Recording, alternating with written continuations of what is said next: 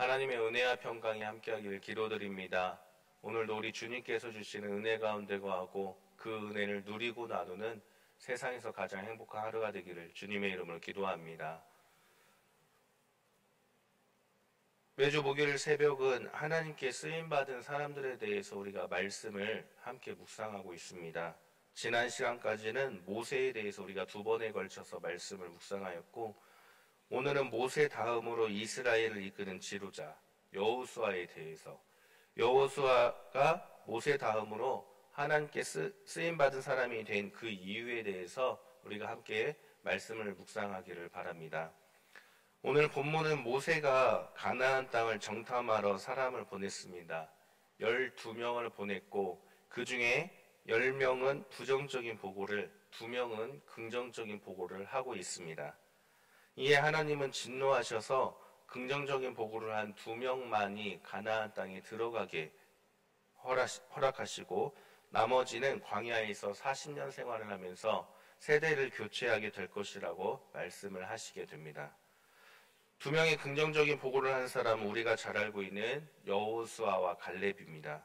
그 중에 여호수아가 모세 다음에 지도자가 되어서 이스라엘 백성들을 이끌어 가나안 땅을 정복하게 됩니다. 여호수아가 하나님께 쓰임받은 많은 모습들이 있겠지만 그 중에 오늘 사건의 긍정적인 보고를 한 여호수아의 모습에 대해서 우리가 함께 말씀을 묵상하고자 합니다. 하나님께서 계획하신 일에 대해 긍정적으로 반응하는 사람, 바로 그 사람을 하나님께서 사용하신다라는 사실을 우리는 기억해야 됩니다. 그런데 긍정이라는 것이 무엇일까요? 긍정, 무조건 긍정적인 생각을 하는 것, 무조건 긍정적인 가치관을 하는 것, 그렇게 하면 하나님께 우리가 쓰임받을 수 있는 것일까요? 우리는 무언가에 대해서 좋게 생각하는 것을 긍정이라고 표현을 합니다.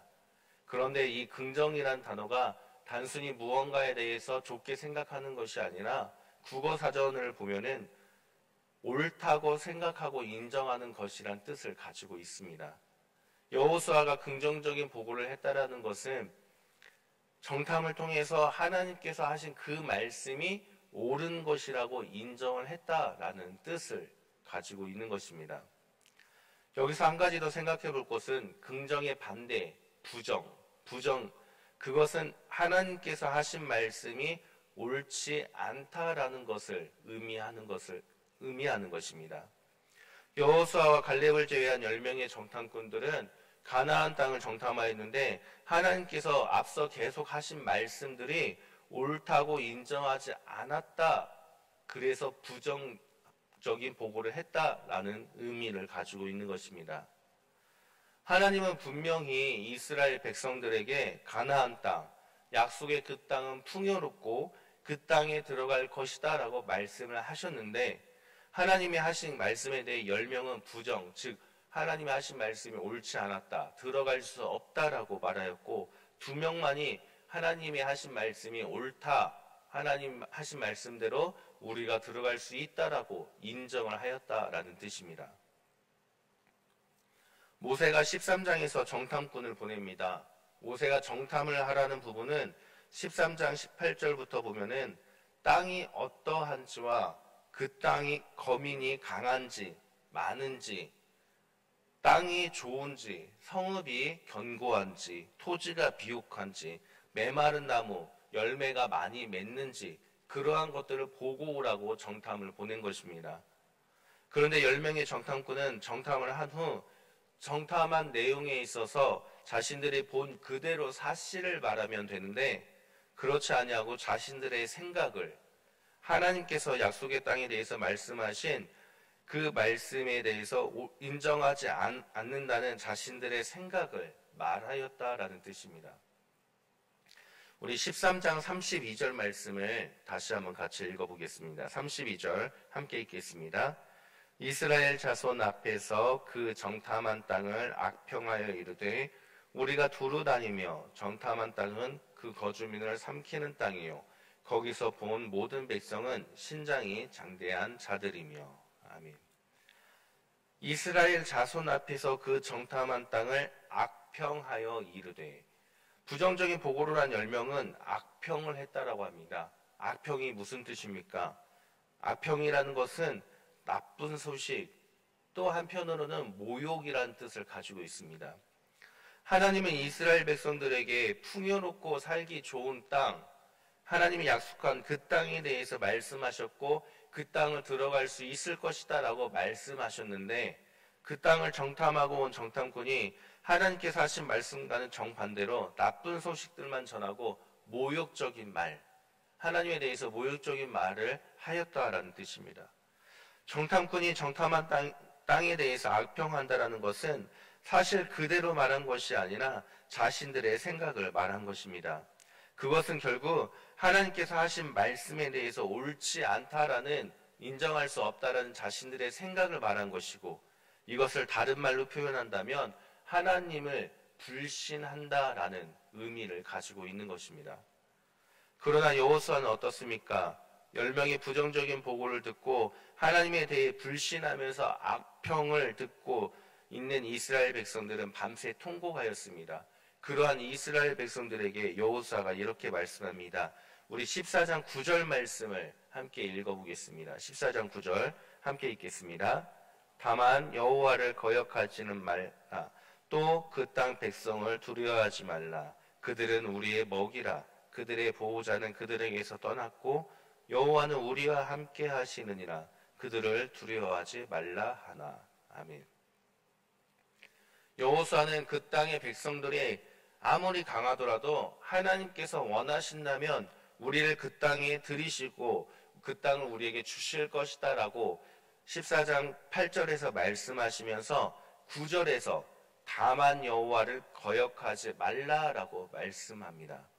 거역이 무엇입니까? 거역은 거스르는 것, 반대하는 것을 뜻합니다. 하나님께 반역하지 말라, 하나님을 불신하지 않는 것, 그것이 바로 부정이 아닌 긍정이라는 뜻입니다. 여호수아는 하나님의 말씀에 거스르지 않고 불신하지 않았습니다.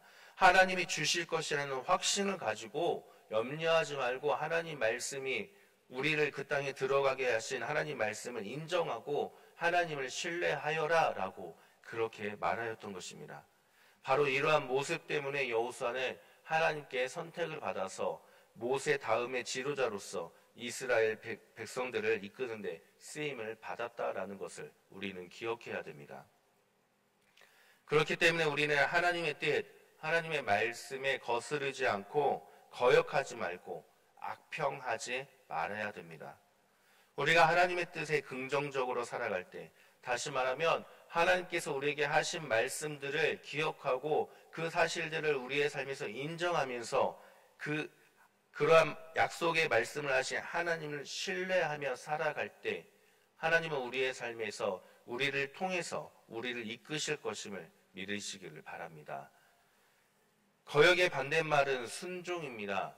지난번에 한번 설명을 드렸는데 수어로 표현하면 순종은 팔을 붙이는 것, 거역이란 말은, 불순종이란 말은 팔을 들어 올리는 것을 뜻합니다. 하나님 말씀에 반역하는 것, 하나님 말씀에 거역하는 것, 그것이 바로 불순종과 순종의 수아의 모습입니다. 하나님 말씀에 순응하는 것, 그것이 바로 성경적인 긍정이라는 뜻을 우리가 기억해야 됩니다. 그렇기 때문에 우리는 주님의 말씀에 순종하며 나가야 되는 것이고, 주님 말씀에 순종할 때 우리 모두가 여호수아처럼 하나님께 쓰임받아서 이스라엘 백성을 이끌고 구원한 것처럼 우리가 이 세상을 구원하게 될 것을 믿으시기를 바랍니다. 우리가 한 가지 더 생각해 볼 것은, 오늘 말씀을 통해서 거역, 불신뢰, 그리고 불순종, 이와 반대적으로 순종, 신뢰에 대해서 말씀을 나눴는데, 이것과 연관지어서 죄라는 단어에 대해서 우리가 함께 깊게 생각해 봐야 됩니다. 죄라는 것이 무엇입니까? 죄라는 그 원어 단어의 뜻은 화를 쐈는데 화살이 관역에서 빗나간 것을 죄라고 합니다. 하나님께서 우리들 개개인을 향해서 분명한 뜻을 가지고 계획을 하셨는데 그 뜻에 어긋나게 살아가는 것이 바로 죄라는 뜻입니다. 하나님의 우리를 향한 뜻에 어긋나게 살아가는 것, 그것은 결국 하나님께서 우리를 향한 그 뜻을 인정하지 않고 거스르는 삶, 바로 불순종하는 것. 오늘 본문 말씀처럼 악평하며 주님의 말씀을 인정하지 않는 것이 아니겠습니까? 결국 죄라는 것은 우리가 큰 무언가 잘못을 저지른 것을 뜻하는 것이 아니라 우리의 삶에서 하나님 말씀을 인정하지 않고 하나님 말씀을 신뢰하지 않고 하나님 말씀에 대해서 악평하며 살아가는 것, 그 자체가 성경적으로 보았을 때 죄이다라는 것을 우리가 기억해야 됩니다. 결국 우리가 여호수아처럼 긍정적으로 살아가는 것, 그것은 하나님 뜻에 순응하면서 순종하며 살아가는 것이고, 그 삶이 바로 죄악된 삶에서 벗어난 구원받은 자들의 삶임을 우리는 기억해야 됩니다.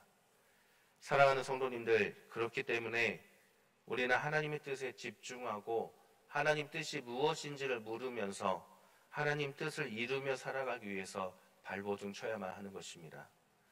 오늘 하루도 우리를 향하신 하나님의 뜻을 물으며 그 뜻을 이루기 위해서 주님의 말씀에 순응하며 주님을 신뢰함으로 세상에서 가장 행복한 하루가 되기를 주님의 이름으로 간절히 축원합니다. 함께 기도합니다. 하나님 감사드립니다. 오늘도 주님의 말씀을 듣습니다.